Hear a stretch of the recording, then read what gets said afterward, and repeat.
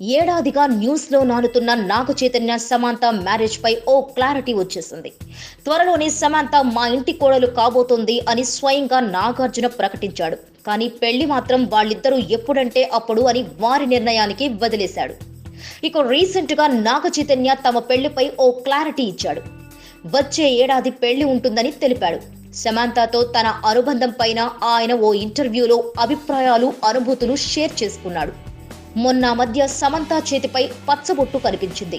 ఇలాంటిదే తన boy friend కూడా ఉందని తెలిపింది చుల్బులి. రీసెంట్ గా చైతు చేతికి కూడా అది ఉంది.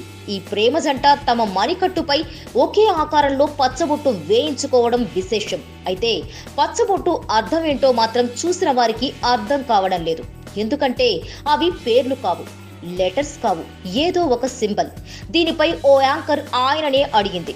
ఆయన చెప్పిన లాజిక్ విన్నవారికి మైండ్ బ్లాంక్ అవ్వడం ఖాయం.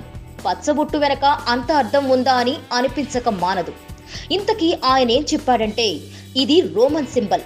దీని అర్థం ఏంటంటే మన రియాలిటీని మనమే క్రియేట్ చేసుకోవాలి. ఇది ఇద్దరికి ఎలా సింక్ అయిందంటే ఎవరికి వాళ్ళ రియాలిటీ మ్యాచ్ అయితేనే అని నవ్వుతూ చైతూ చెప్పాడు.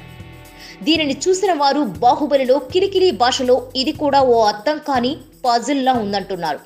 చివరికి నాగ చైతన్య ఆన్సర్ తెలిసిన తర్వాత కూడా ఇదే మాట చెబుతున్నారు. ఈ రియాలిటీ ఏంటో, ఆ కలవడం ఏంటో అని. అదే కాబోలు ప్రేమ భాష అంటే. Please subscribe.